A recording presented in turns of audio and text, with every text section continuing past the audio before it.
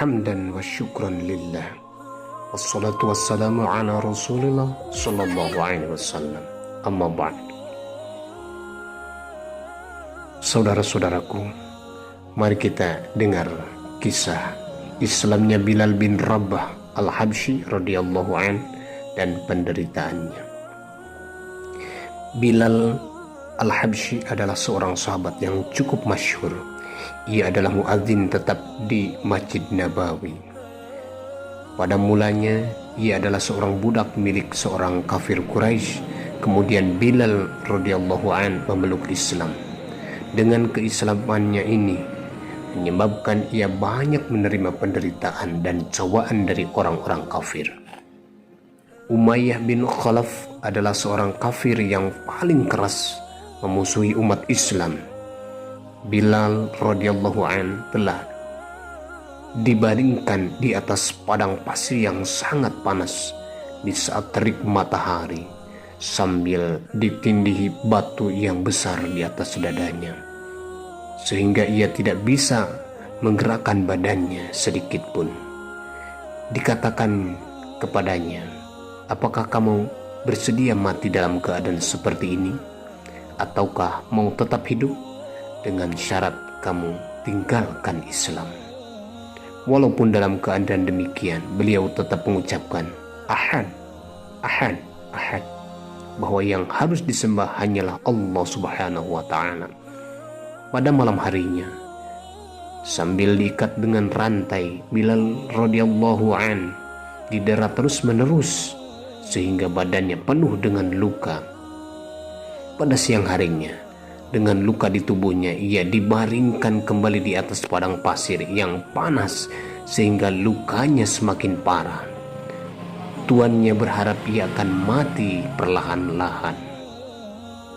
Dengan cara itu, orang-orang menyiksa Bilal radhiyallahu anhu, silih berganti satu sama lain. Saat digilir Abu Jahal, dan terkadang Umayyah bin Khalaf, bahkan orang lain pun ikut menyiksanya. Mereka berusaha sekuat mungkin untuk menyiksanya dengan lebih berat lagi.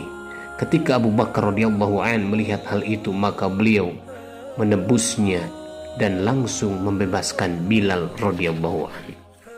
Pelajaran kisah di atas kita ambil hikmahnya. Orang Arab musyrik ketika itu menjadikan patung berhala sebagai sembahannya mereka. Untuk itulah Islam mengajarkan ketauhidan sebagai pengganti keyakinan mereka, yaitu hanya menyembah Allah Ta'ala. Inilah yang menyebabkan selalu keluar dari lisan Bilal radhiyallahu an, Ahad, Ahad, Ahad. Hal ini karena rasa ketergantungannya dan kecintaan yang tinggi terhadap Allah Subhanahu wa Ta'ala. Sekarang banyak kita lihat perasaan cinta yang palsu. Lihatlah kecintaan Bilal radhiyallahu an kepada Allah Subhanahu wa Ta'ala. Kecintaan inilah sebenarnya yang menyebabkan Bilal radhiyallahu an rela disiksa berbagai siksaan, sehingga penderitaan demi penderitaan telah datang kepadanya. Meskipun para pemuda kafir Mekah membawanya berkeliling ke jalan-jalan sambil menghinanya, ia tetap mengucapkan Ahad, Ahad. Inilah contoh kehidupan yang pernah beliau alami pada masa hidup Rasulullah sallallahu alaihi wasallam di Madinah. Ia adalah muadzinnya Nabi sallallahu alaihi wasallam yang selalu berkhidmat untuk mengumandangkan azan. Setelah Rasulullah sallallahu alaihi wasallam wafat, beliau tetap tinggal di Madinah Thayyibah. Jika ia melihat tempat Rasulullah sallallahu alaihi wasallam yang kosong, ia tidak kuat melihatnya. Oleh karena itulah ia berniat untuk menghabiskan sisa hidupnya untuk berjihad dalam agama dan berniat untuk pergi bersama pasukan fi sabilillah. Sampai beberapa saat lamanya ia tidak kembali ke Madinah. Suatu saat ia bermimpi berjumpa dengan Nabi sallallahu alaihi wasallam.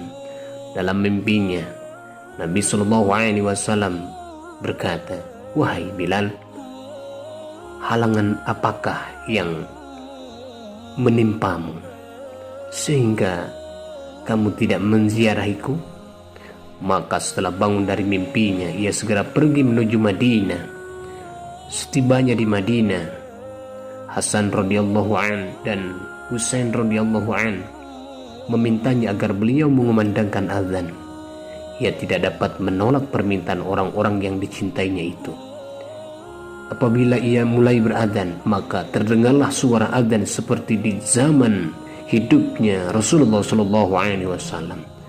Sungguh, suara itu amat menyentuh hati orang yang mendengarnya, sehingga penduduk Madinah keluar dari rumah-rumah mereka untuk mendengarkan kerinduan azannya.